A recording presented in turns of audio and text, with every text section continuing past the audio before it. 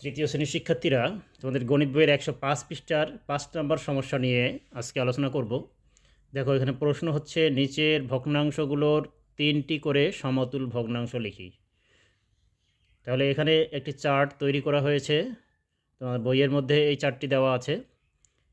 এখানে দেওয়া আছে ভগ্নাংশ, এখানে কয়েকটি ভগ্নাংশ লেখা আছে। এই ভগ্নাংশগুলোর 3টি করে সমতুল ভগ্নাংশ এই ফাঁকা ঘরগুলোতে লিখতে হবে। তাহলে এখানে আছে 2-1 ভগ্নাংশ হচ্ছে 2-1।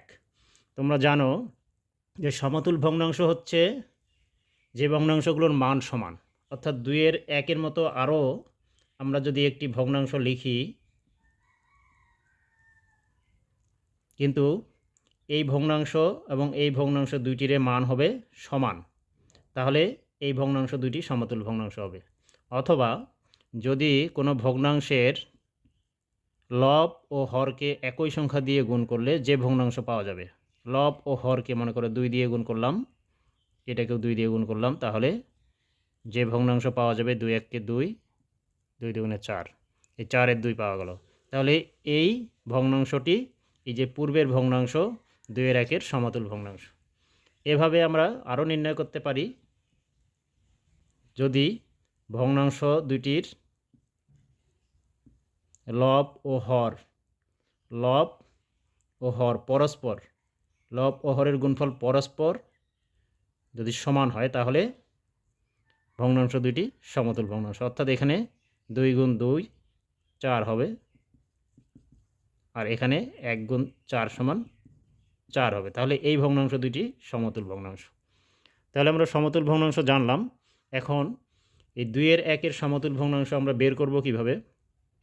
আমরা 2-1-কে কত দিয়ে, 2 দিয়ে যদি গুণ করি, তাহলে আমরা পাচ্ছি 4-2। এখানে লিখব আমরা 4-2। তাহলে 2-1 একটি সমতুল ভগ্নাংশ হচ্ছে 4-2। এইভাবে আরও দুইটি সমতুল ভগ্নাংশ বের করতে হবে। তাহলে আমরা 2-1-কে যদি 3 দিয়ে গুণ করি, তাহলে 3-1-কে 3, 3-2 6, অর্থাৎ এখানে 6-3ও একটি 2-1 সমতুল ভগ্নাংশ। এইভাবে আমরা 8-4 হচ্ছে 2-1 একটি সমতুল ভগ্নাংশ। একইভাবে 4-3, তাহলে 4-3কে আমরা কি করব? 4-3কে আমরা 2 দিয়ে গুণ করব প্রথমে, 3-2 6, 4-2 8, অর্থাৎ 8-6। এইভাবে যদি লবকে 3 দিয়ে গুণ করি, তাহলে 3 হবে 9। হরকে আমাদের 3 দিয়েই গুণ করতে হবে, যেহেতু লবকে 3 দিয়ে গুণ করেছি, তাহলে 4-3 12। একইভাবে যদি 3কে, এই লবকে যদি আমরা 4 দিয়ে গুণ করি, তাহলে 3-4 12, এবং যেহেতু একে 4 দিয়ে গুণ করেছি, তাহলে হরকেও 4 দিয়ে গুণ করতে হবে, 4-4 16।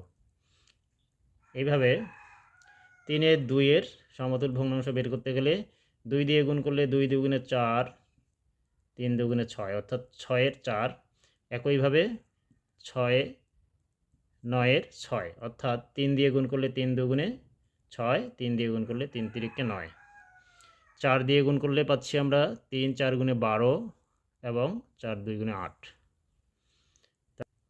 6-5 ক্ষেত্রে হবে 5-2 10, 6-2 12, এবং 6-3 18, 5-3 15। এই যে একটি ফাঁকা ঘর রাখলাম, এই ফাঁকা ঘরটা তোমরা নিজেরাই পূরণ করবে। এটা পূরণ করবে, করে কমেন্ট বক্সে জানিয়ে দিবে যে এখানে কত তোমরা লিখেছো। ধন্যবাদ।